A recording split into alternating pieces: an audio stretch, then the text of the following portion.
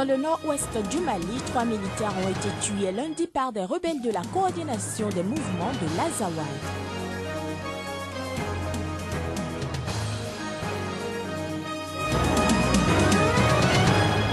La veuve de l'ex-président Thomas Sankara a été entendue lundi par la justice burkinabé 25 ans après la mort de son mari. Une enquête s'ouvre ainsi sur les circonstances de la mort de l'homme.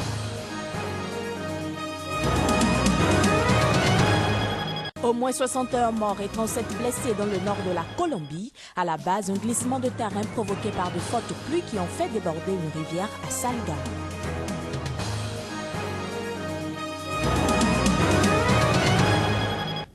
Nouveau rendez-vous de l'information sur Sika, ravi de vous retrouver. Plus de 27 ans après l'assassinat de l'ex-président Thomas Sankara lors d'un putsch ayant porté Blaise Compaoré au pouvoir, sa veuve Mariam a été entendue lundi par la justice burkinabé, symbole du démarrage d'une enquête longtemps gelée sous l'ancien régime. Les infractions d'attentat, faux en écriture, assassinat, recel de cadavres ont notamment été retenues dans ce dossier politiquement sensible au Burkina Faso. À sa sortie, la veuve s'est confiée à la presse. Nous vous proposons ici un extrait de ses propos. Oui, ça a été long, mais je pense que ça valait la peine. Parce que le juge m'a entendu revenir sur ma plainte. Bon, je pense que c'est l'essentiel, quoi. Parce qu'il y avait beaucoup de questions. Mais je ne peux pas vous en dire plus, comme l'avocat a dit, c'est tout. 3 militaires maliens ont été tués lundi près de Tombouctou, dans le nord-ouest du Mali, par des rebelles de la coordination des mouvements de l'Azawad. D'après un officier malien, les 3 militaires ont péri dans l'attaque lancée à 100 km au sud de Tombouctou alors qu'ils dormaient. Il s'agit là une fois encore d'une grave violation du cessez-le-feu qui met en danger la paix dans cette région. Cette attaque, il faut le préciser, intervient 3 jours après la signature d'un accord de paix par le gouvernement malien et la médiation internationale, mais sans la coordination des mouvements de l'Azawad. Au Niger, Moussa Tchongari, le secrétaire général de l'association alternative Espace Citoyen, a été arrêté lundi par la cellule antiterroriste alors qu'il avait apporté à déjeuner à des chefs de village arrêtés pour complicité présumée. Son interpellation tient, selon ses proches, à l'interview qu'il a accordée à une radio internationale dans laquelle il s'indignait du traitement réservé aux citoyens et aux responsables locaux dans la zone. Alors qu'ils étaient 3 à apporter à manger à ses dignitaires, on lui fit comprendre qu'il était activement recherché depuis son interview. Plus de 2500 délégués, ministres des Finances, ministres de l'économie et gouverneurs des banques centrales représentant les 80 pays membres du groupe de la Banque africaine de développement participeront du 25 au 29 mai à Abidjan aux assemblées annuelles. Le gouvernement ivoirien veut réussir le pari de l'accueil. À quelques semaines de l'événement, le chef du gouvernement a visité le site devant abriter l'événement. Sofitel Abidjan au Côte d'Ivoire. Depuis plusieurs décennies, c'est ici que se déroulent les grandes rencontres à caractère international de la capitale économique ivoirienne. Au fil du temps, l'édifice a pris des rides. Les stigmates de la dernière crise militaro-politique sont encore visibles par ici. À Abidjan, on s'attelle à effacer cette page sombre de l'histoire de ce pays. À quelques semaines de la tenue de la 41e assemblée annuelle du Fonds africain de développement, les autorités ivoiriennes ont décidé de mettre une dernière couche de toilette à l'édifice. Le hall d'accueil, la cinémathèque, la patinoire dans un décor immaculé. Dans les chambres, la même consigne habituelle, on s'apprête à dresser les lits aux visiteurs. D'ailleurs, quelques-uns semblent déjà conquis par le nouveau visage de l'établissement. Mais il en faudra davantage pour satisfaire les 2500 visiteurs qui fouleront le sol ivoirien pour prendre part aux assises de la Banque africaine de développement. Bien sûr, nous souhaitons que les choses puissent se passer de la meilleure façon possible. Un environnement important, comme celui de l'hôtel Ivoire, donc on appelle le village Ivoire, qui est un environnement international de qualité. Mais aussi, disons que demain, d'ailleurs, le Conseil des ministres doit avoir une communication sur ces assemblées et inviter donc toute la population ivoirienne, pas seulement, disons, celle d'Abidjan, à assurer un excellent accueil. Disons que ceux qui viendraient de l'extérieur, on pense qu'il pourrait y avoir 4000 personnes qui vont se déplacer sur Abidjan Donc il faut qu'on s'apprête à les accueillir et l'hôtel Ivoire est un lieu privilégié de rencontre. Et historiquement, Abidjan abrite depuis sa création le siège de l'institution qui organise cette rencontre annuelle. Au cœur du programme, l'élection du successeur de Donald Kaberuka, la célébration du 50e anniversaire de l'institution et le retour effectif de son personnel administratif de Tunis à Abidjan, d'où la ferveur qui anime le chef du gouvernement ivoirien, visiblement heureux de l'avancement des travaux de rénovation de l'hôtel Ivoire à quelques jours de la tenue de l'événement. Direction le Togo où l'Internet est devenu une denrée rare, voire inexistante. Toutes les activités tournent au ralenti puisque les occupations professionnelles de plusieurs personnes et structures en dépendent. Le constat est fait dans ce reportage de Ferdinand Gadé, notre correspondant au Togo. Depuis quelques semaines, il est presque impossible de disposer d'un bon débit pour naviguer sur Internet. Les activités économiques qui dépendent de cet outil de communication roulent au ralenti. Dans les cybercafés, dans certaines entreprises, on passe les journées à tourner le pouce et guetter le retour de ce service. Devenu outil indispensable et incontournable de travail et de communication depuis des années dans le monde, l'Internet est aujourd'hui très difficile d'accès dans certains pays de l'Afrique de l'Ouest. Au Togo, ces derniers moments, nous souffrons terriblement de la connexion. Bien que vous allez payer le forfait, mais il faut ne pas avoir la connexion pendant 1 ou 2 jours. C'est vraiment terrible cette histoire. La bande passante de 1 méga est à 74 000 francs par mois. Mais les clients sont toujours mécontents parce que la connexion n'est pas du tout bonne ces derniers moments. Entre-temps, quand ils avaient parlé du fibre optique, bon, on a cru que la connexion serait quand même d'une meilleure qualité, mais hélas. Décidément, la connexion, non, ça ne va pas. Un peu partout dans la ville même. Mais concernant le coût, des fois on nous fait ça 200 francs, 300 francs ailleurs aussi.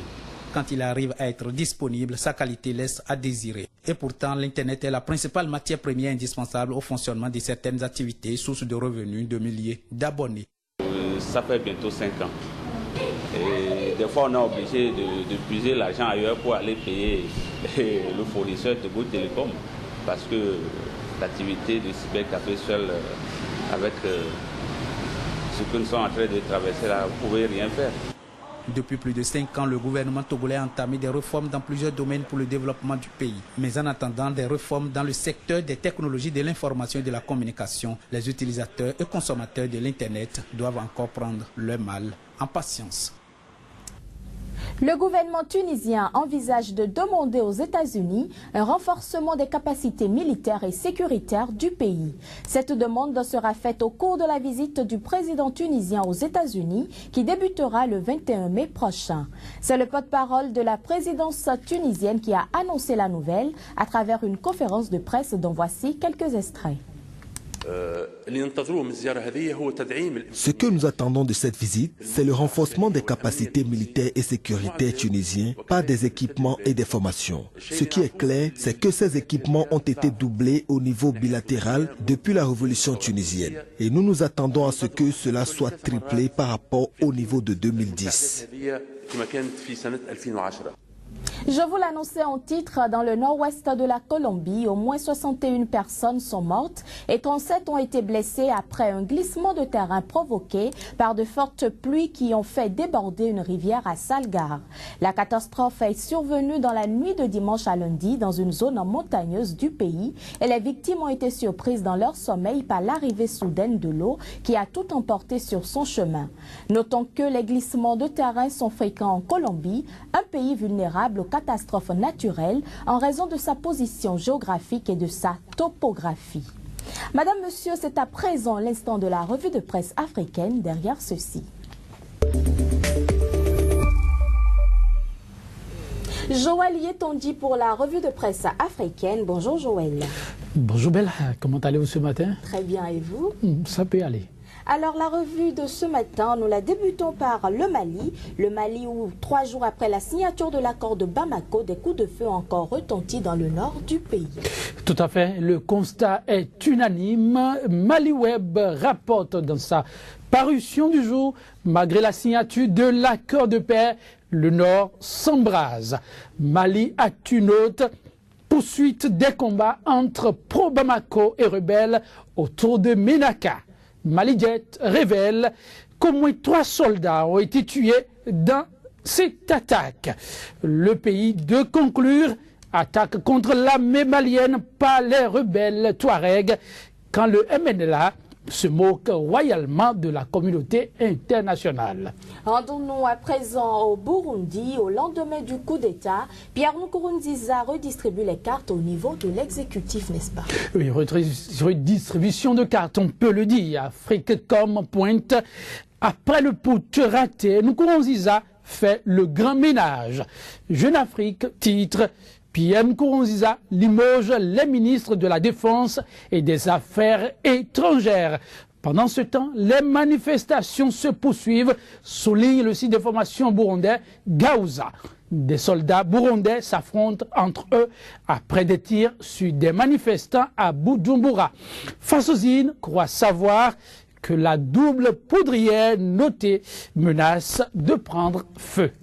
Les regards sont tournés vers l'Assemblée nationale au Bénin où doit se tenir l'élection des membres du bureau de la 7e législature. Tout à fait. La Nation, le quotidien béninois d'information, titre à cet effet « Course pour le perchoir de la 7e législature vers un duel entre Maître Adrien Ouedi et Komi Kouté ». La tribune de la capitale y voit une épreuve de vérité pour l'opposition unis autour de Maître Adrien Ouedi. Pour la course au perchoir, 24 heures au Bénin révèle que des députés FCBE sont gardés à vue au palais. De quoi s'agit-il à découvrir dans les colonnes de 24 heures au Bénin? Le site d'information à Cotonou parle aussi de l'élection du bureau de l'Assemblée nationale. L'opposition, titre le site, assuré de prendre le perchoir. Fraternité croit savoir que la bataille sera rude. Tous les coups sont permis pour le perchoir. Joël Yetonji, nous ne saurions mettre un terme à cette revue sans parler du limogeage du ministre des Sports qui continue d'alimenter la polémique en Côte d'Ivoire.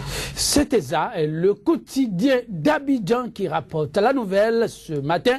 Après le limogeage de Lobognon avec le quotidien d'Abidjan, Soro et ses hommes en conseil de guerre au Maroc. Pourquoi faire à découvrir avec le quotidien d'Abidjan. En colère, l'ex-chef rebelle écrit une lettre salée à Ouattara. Notre voix revient sur la situation de Gbagbo. Pour ces Gbagbo et Blé Goudé, les nouvelles exigences des avocats. Soir Info, important virage dans la crise au FPI.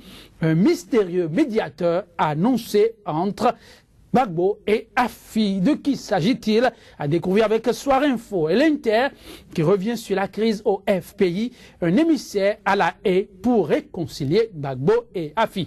Mais le camp Afi déclare n'avoir envoyé personne. Le démocrate, lui, nous envoie sur tout autre sujet le premier pays producteur de fèves de cacao, la Côte d'Ivoire, donc, qui jusqu'à présent n'a pu produire du chocolat, peut enfin le faire. Une usine de 4